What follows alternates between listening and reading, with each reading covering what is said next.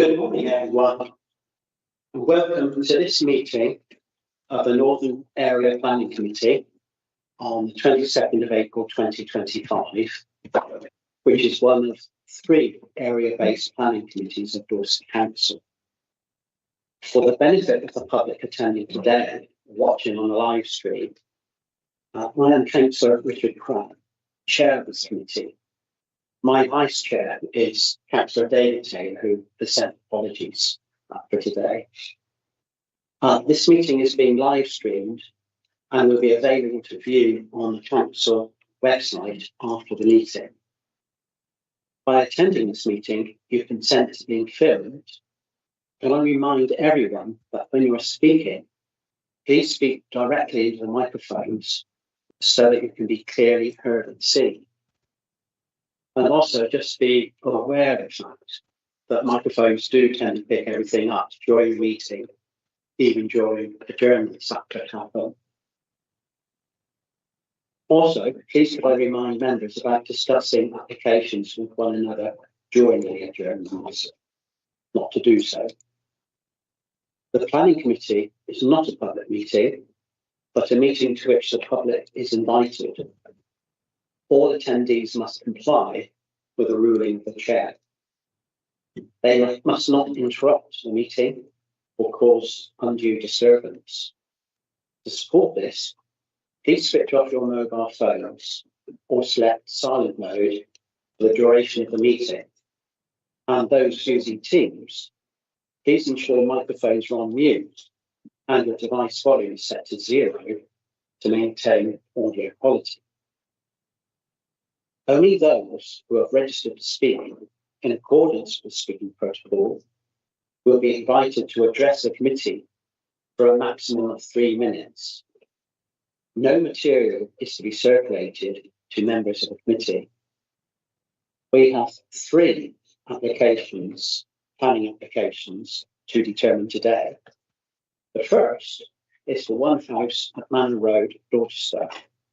The second is for a traveller site at Pimsmore.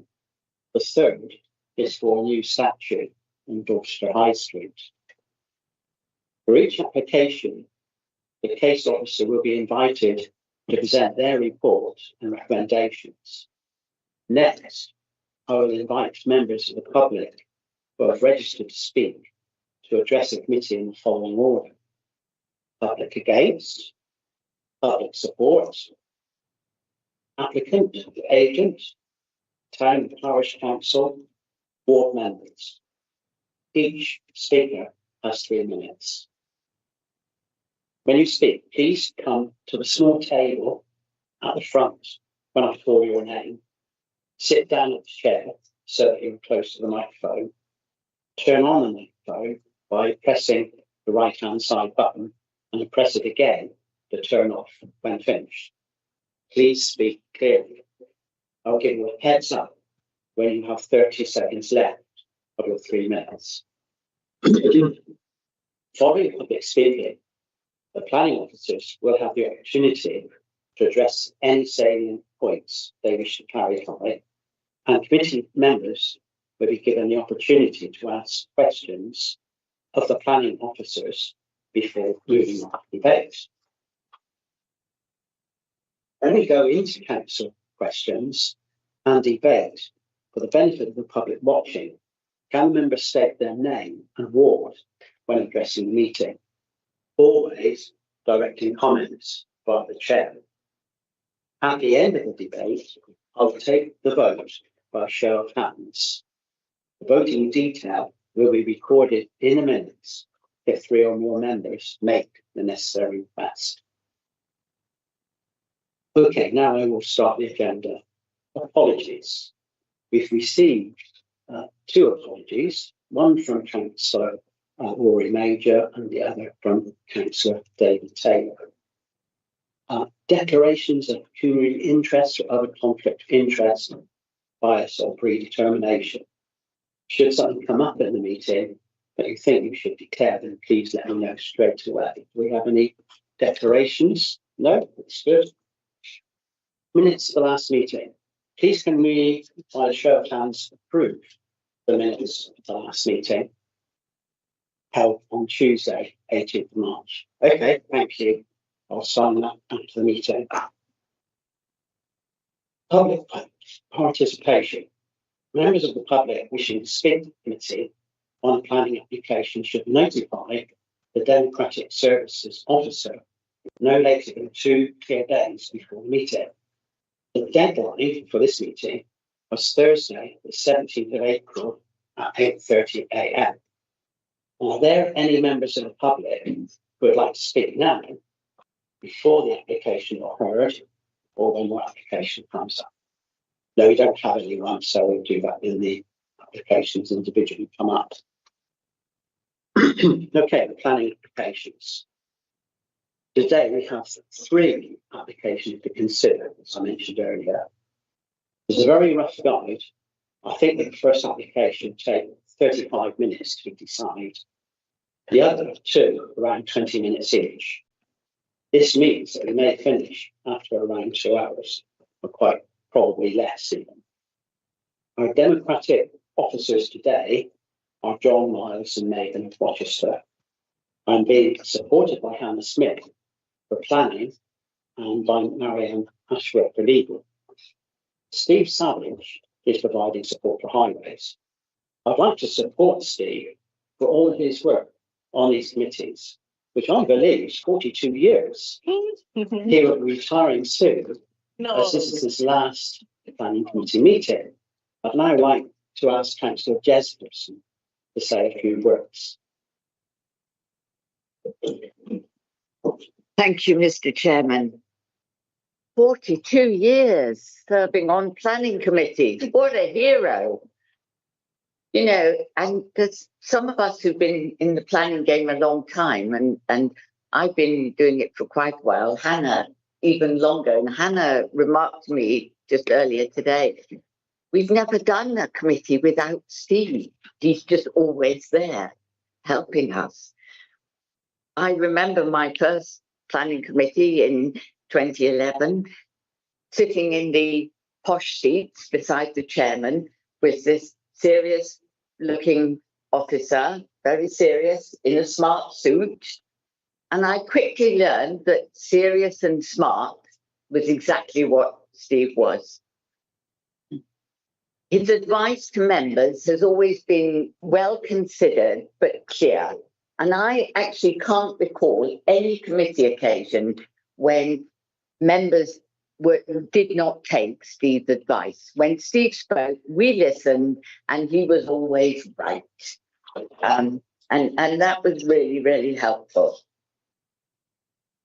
Over the years, he's mellowed a bit. He smiles more now. He's more relaxed, but he's still the same thoroughgoing professional.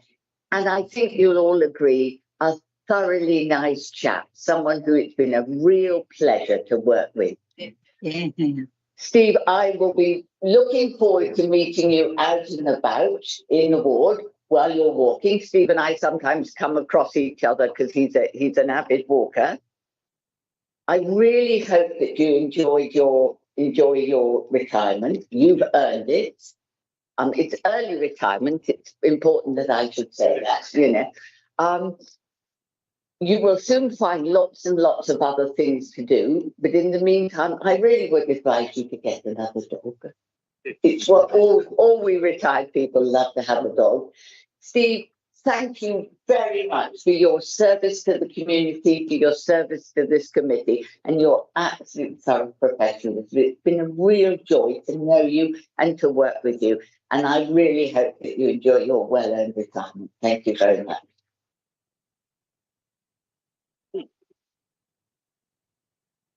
Thank you, Councillor Jesperson. And thank you for your always reliable, robust advice, Steve. Excellent. Okay, we move on to the agenda. Agenda item 5. This will be presented by Stephen Banks. Please go ahead and present, Stephen. This is for application number P/FUL/2024/07190 10 Manor Road, Dorchester, DT1 2AU. Thank you. Go ahead.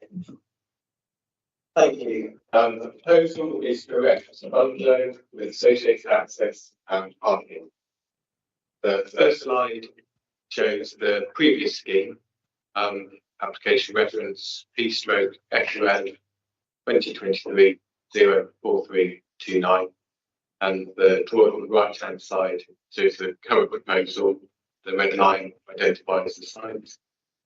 That includes visibility display, and to the rear next, the later scheme is proposed to site the dwelling. This provides a comparison of the block plan of the previous proposal and the block plan of the current proposal.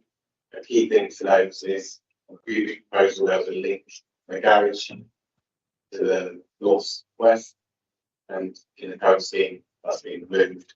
And also the dwelling has been moved slightly towards the east, and it's slightly different form street. And the next slide shows the proposed site plans, pretty much more detailed sort of the previous slide. The previous scheme is on the left hand side, and the current proposal is on the right hand side. And again, it's worth noticing that the garage on the left hand side of the previous scheme, no longer shown on the right hand side of the current scheme. And there's light alteration to the access, and again, the different shape dwellings footprint to these slightly closer towards the boundary. It's worth noting when it comes to the visibility display that there's two trees here that fall within visibility display, and highway student signals acceptable for those trees to remain as they are in place. And the next slide shows the proposed plan for the previous proposal on the left and the current on the right hand side. And the proposed elevations, the previous scheme shown on the left hand side and the current proposal on the right hand side. And as previously mentioned, you've seen that the garage has been moved and the design build continues to build modern appearance. And this slide shows the site access of the previous scheme and the site access of the current proposal. As mentioned earlier, there's the tree to the southwest of the access, and to the northeast of the access. This slide shows the swept park analysis for the previous proposal and the current proposal. And the next slide is cross section of the previous scheme, just to reference all the uses of the documents.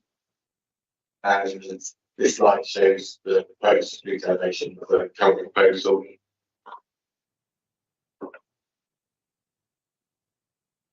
This slide shows the application site in outlined in red. And this shows a view towards the application site, looking southeast from within the garden of number 10 Manning Road.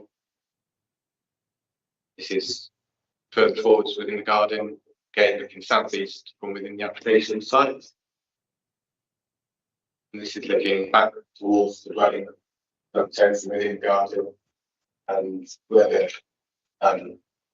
the laser pen is, that's where the access to the house, the access to alongside the garden.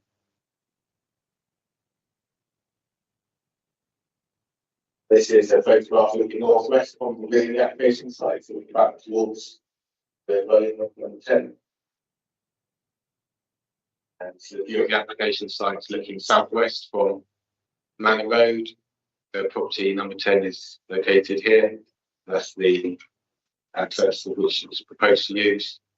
And again, the tree to the left and to the right of which it's not very good to our highway fence in necessarily to be removed. This is looking southwest against the Manning Road, where it shows the tree lines of the road. It's a photograph looking directly towards number 10. To the right hand side is where the most proposed of the access would run to provide access to the proposed dwelling. This shows the view looking west from Manor Road. This is which shows where it's proposed that the access would run between the two properties. And the key issues are the principal development, character appearance, living conditions, nutrients and neutrality, ecology, biodiversity next day, trees, and highway safety.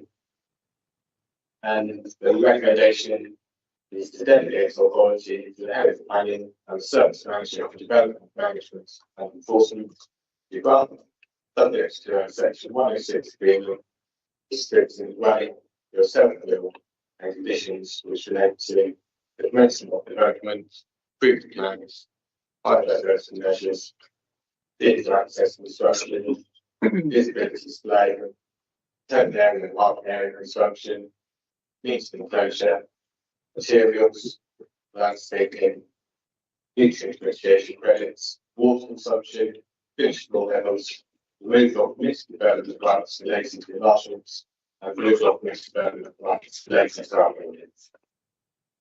It's worth noting that recommended condition relates to the visibility display should be adjusted to refer only to prior to the occupation and to include the numbers 001 on the plan documents.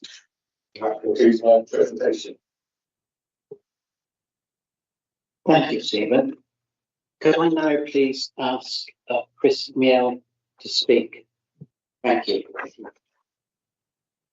You will have 3 minutes, and I'll give you 30 seconds heads up towards the end.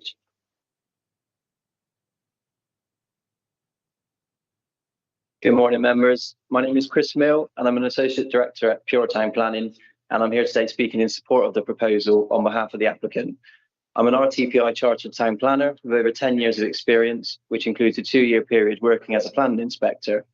The application before you today has been recommended for approval. As you've heard, this application follows a previously refused scheme, which was challenged at appeal by the applicant. In assessing the previous proposal, the inspector found that the principal backland development was acceptable at this site, and they went on to conclude that the proposal would have an acceptable impact on the character and appearance of the area and neighbouring amenity. In addition, the inspector raised no concerns with regards to the impact on trees, highway safety and ecology. The inspector's sole concern related to the lack of outdoor space that would be provided for future occupiers of the proposed dwelling, with the inspector concluding that the limited nature of these proposed private spaces would not meet the reasonable standards for future occupiers. The inspector's decision is an important material consideration which cannot be ignored by members. Indeed, the planning practice guidance makes clear that local planning authorities should not persist in objections to a scheme or elements of a scheme which the Secretary of State or an inspector has previously indicated to be acceptable.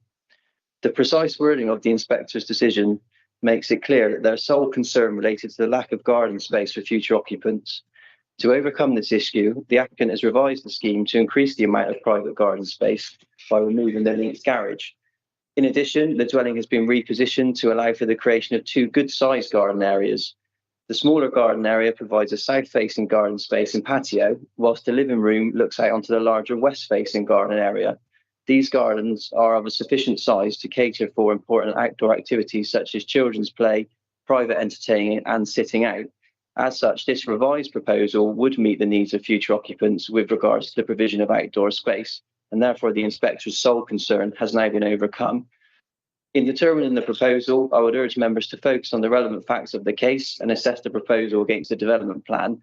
Many of the subjective points raised by the Town Council and opposing residents have already been dealt with at appeal by the inspector when they assessed the previous scheme. This revised application has been thoroughly assessed by your officer, and I agree with his proposal. I agree with his conclusion that the proposal would have an acceptable impact on the character and appearance of the area and cause no harm to neighbouring amenity, highway safety, trees and ecologies. For these reasons, the proposal is compliant with the development plan. Therefore, I hope you agree with your officer's recommendation today to grant permission and vote in favour of approving this proposal. Thank you for your time. Okay, thank you.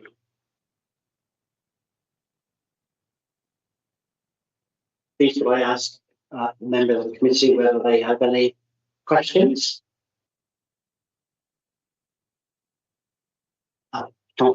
Councillor Fry. Thank you, Chair. Councillor Les Fry, Dorchester West. Where is the parking for the existing property in the turning circle for that? And their amenity, please.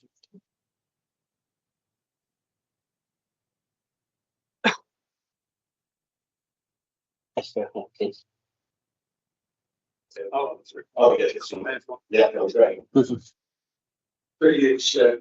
If you look at the drawing there, Councillor, you can see the existing drive in grey on North Manor Road, and it leads to a garage as two parking spaces in front of it. So the vehicle that drove into the site will then be reversing into the shared area that you can see, which serves as the driveway to the new property and then extend forward again.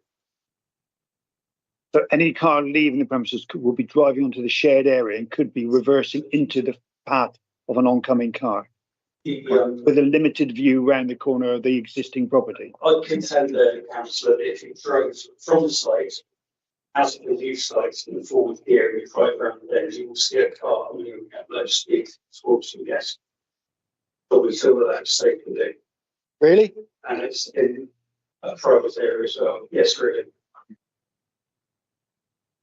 We'll have to agree to differ on that one, Steve. So, Thank you. Any other questions? Councillor Ryder. Thank you, Chairman. Linda Ryder, Greenwood. Just a quick question about, I know that water walk trees the avenues outside of the site, but it looks from the difference between the previous and the current, the actual house build is moved closer to those trees. Is there an issue there, or what? I guess nothing really can be done, but okay. Impact on the roots. The trees to the southeast you're referring to. Sorry. The trees that line the man road. Sorry.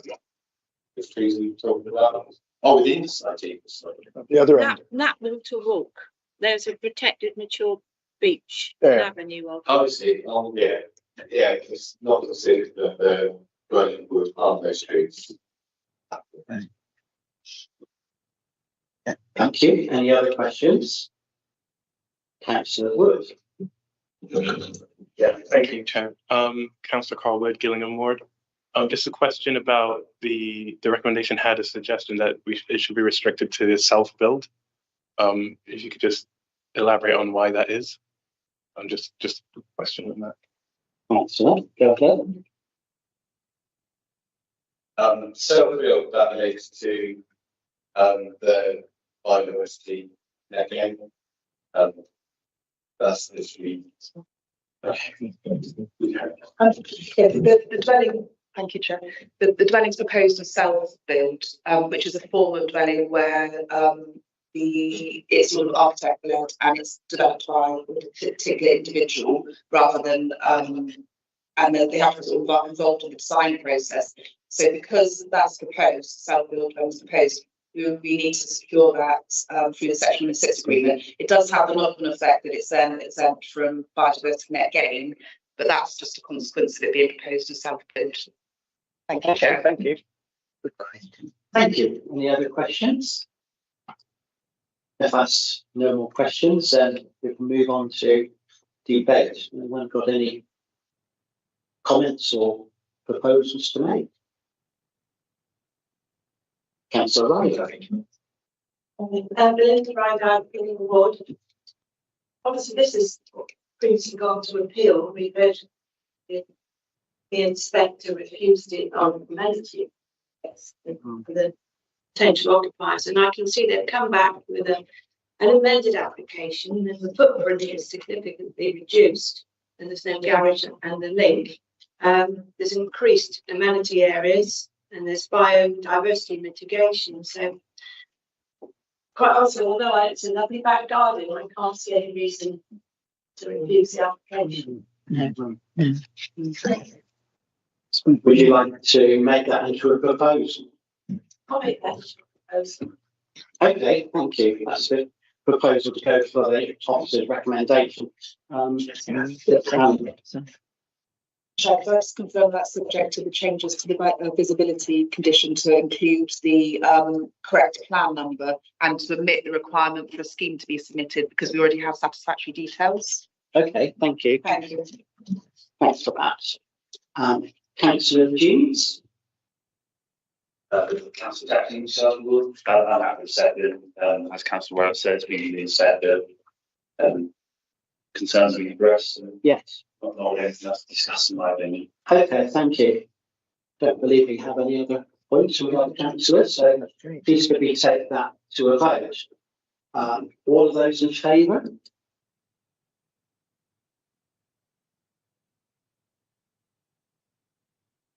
Eight in favour. Those against? One against.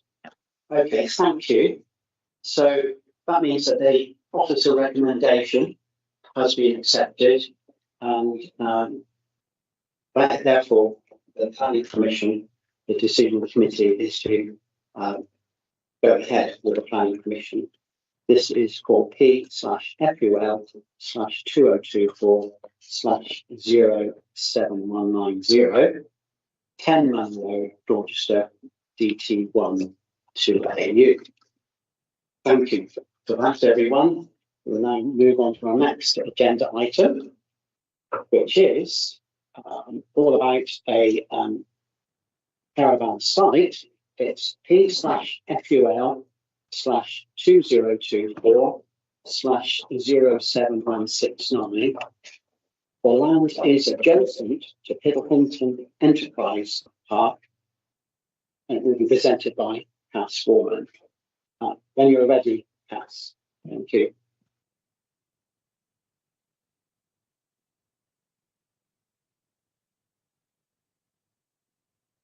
Thank you, Chair. Good morning. Proposal is for a permanent retention of seasonal gypsum travellers. This is the site in the wider context, the red being the AIB and the blue being conservation area. So it's outside of the constraints areas, but within the system area. So the map showing the site in the wider context of the enterprise park. The yellow being the bottom of the site, Enterprise Park being the square to the north, and the village of Piddlehinton further. This area of the photograph shows the site where it is occupied by caravans. The red line does include both of those fields, top fields only, and use the site in caravans. And this again shows the surrounding nature of the site in caravans where this is used. It's just an extract of the location there. So the site has been using the seasonal transit site for many years, originally established in 2012 for the Olympic period, and then 3-year temporary consents following this in 2014, 2016 and 2020. Last year, the Northern Planning Area Committee considered another 1-year consent for the site. Transit sites are required to facilitate the lifestyle needs of the travelling community, as outlined in the Gypsy and Traveller Accommodation Assessment carried out in August 2022. This site is identified as meeting the requirements of temporary seasonal needs, as identified in Gypsy and Traveller Accommodation Assessment. The location provides an authorised transit site for the travelling community to reside when visiting Dorset area in the summer months. Transit sites also allow authority to respond to unauthorised encampments promptly. Section 62 notices can only be served when there is a transit site available. The site has been used regularly as a transit site since 2012. Usage numbers held by the local authority and outlined in the report, demonstrating ongoing need. 2024 was unusual in that the transit site was not used.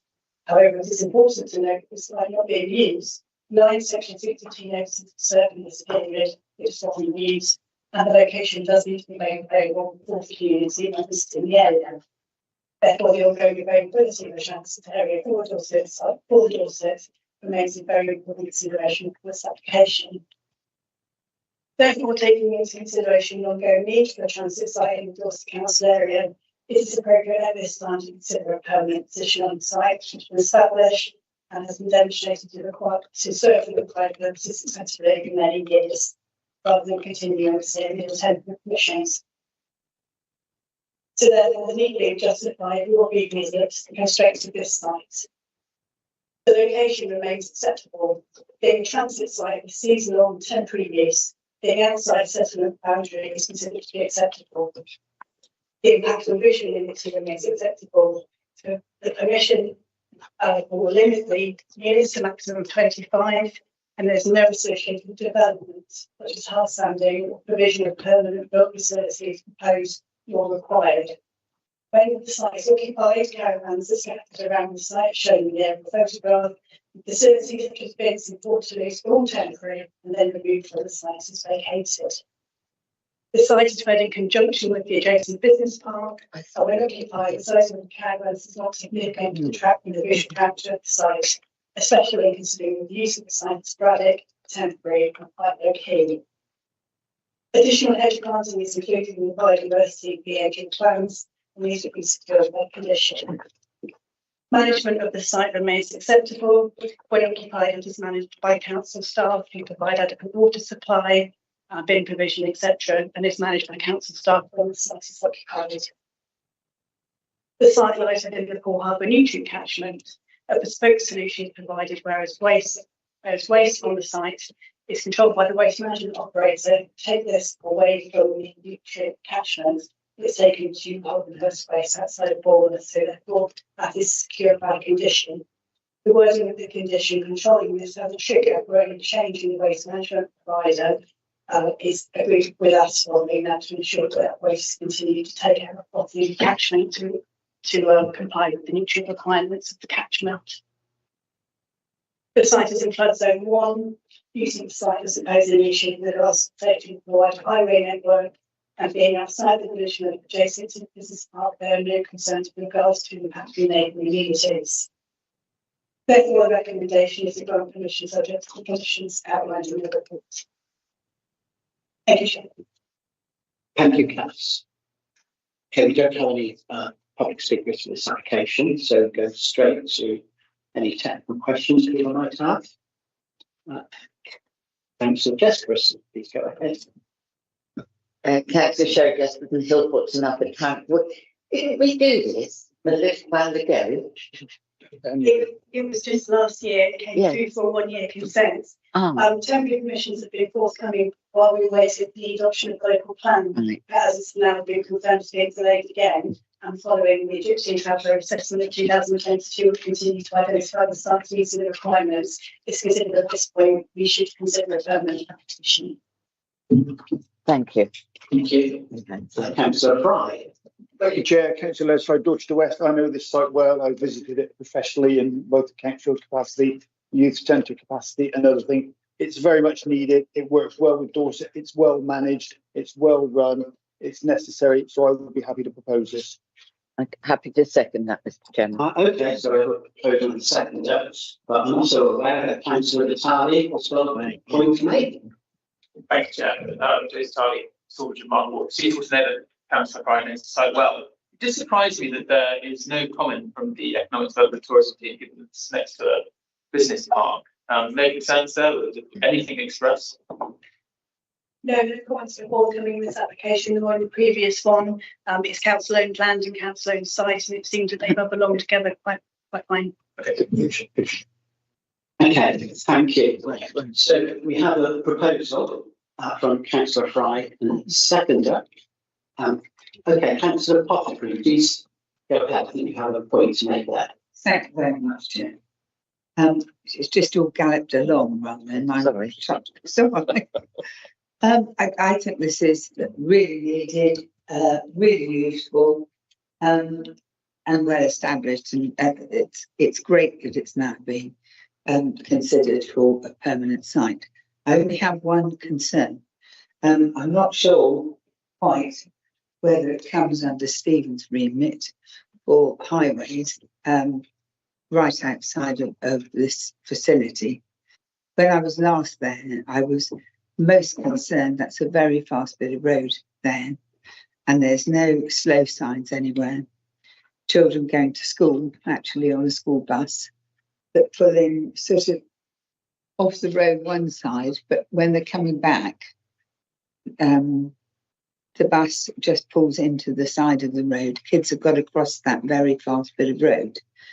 And I would very much, we're not going to get signage at the side of the road, but slow on the road would be, I did ask for this to happen some months ago. And I had a Google this morning. I don't know when that was all taken, but I couldn't see anything. So unless somebody can tell me that it's been done in the last year, please could we have it done? Because that's the only concern. I know some of the gypsies and travellers have lost dogs on that bit of road. I just would be just dreadful if a child's life was lost. Thank you. Okay, thank you. Steve, would you like to comment? Thank you, Chair. I think provision of traffic regulation items stop at signs or paintings on the road falls outside the remit of the application. It isn't deemed necessary to facilitate this development as such. I think the important thing in Councillor Bosbury is that we should raise the concerns with our traffic team, and they can then investigate and see if everyone has done surveys as well. Investigate to see whether it's necessary or they can actually provide it. But we wouldn't be recommending a refusal of the application if they didn't provide it. It's the bottom line. Thank you. I'm pleased to hear that because, as I stated, it's very necessary. But what I'll do is chase up the application that I've already requested. Thank you. Okay, thank you. So we have a proposer, Councillor Les Fry, and seconder, Councillor Jesperson. I think we are now ready to go for a vote. So please, all of those in favour, put your hands.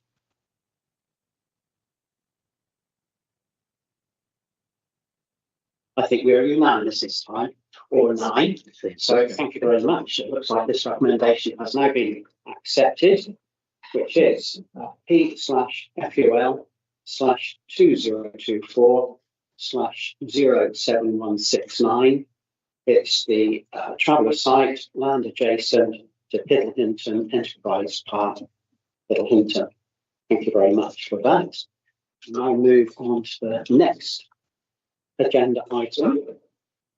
This is a statute P/FUL/2025/01150. The statue is outside of 11 South Street, Dorchester. James just now going to get ready and provide us with this. Thank you, John. And then you're ready.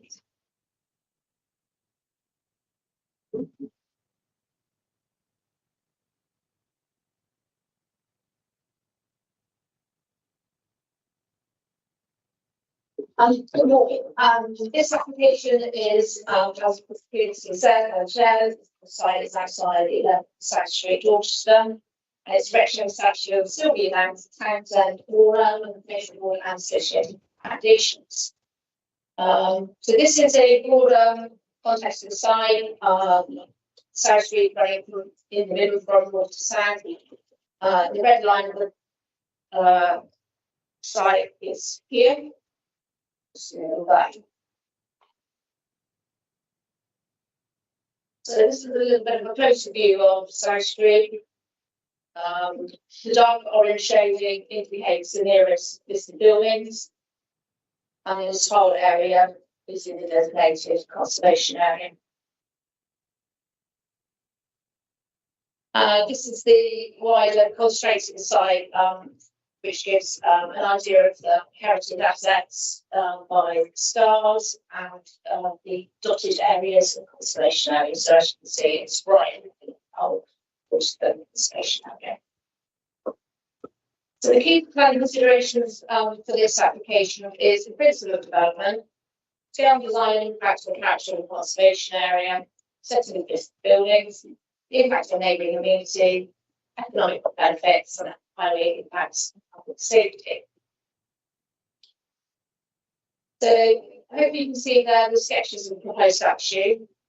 The statue is to be life-sized and will measure approximately 1.3 metres high and 1.1 metres deep, 1 metre wide, and will sit slightly above the bench, so it's independent of it, and so that if the maintenance or replacement of the bench in the future, the statue will remain intact.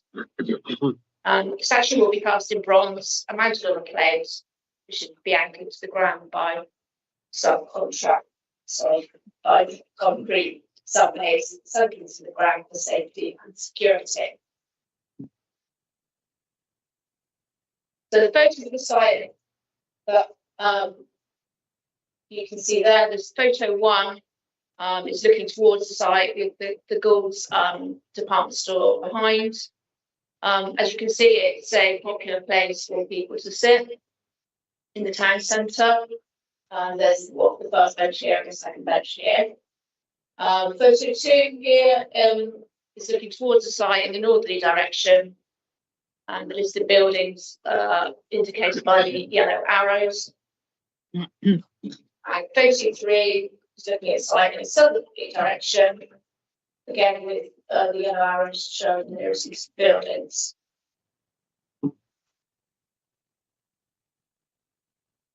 So these photos are just to give you an idea of the impression of the statue, how it will look in situ, with the information board located in between the 2 benches. Here.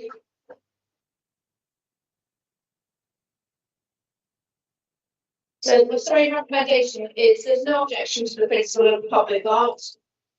The proposal is life-size and acceptable in terms of scale and will present their master character conservation area and accessible buildings.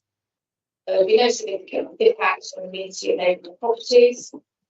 South Street is pedestrianised and the proposal will not introduce significant obstruction with the existing street furniture arrangement. And the proposal introduces economic and public benefits. As such, the recommendation is to grant subject to conditions set out in the officer report. I will give you one short update. Is on the published officer report, we did have conservation comments. Hopefully you've seen those online since the publication report. They are positive and support the application. So thank you.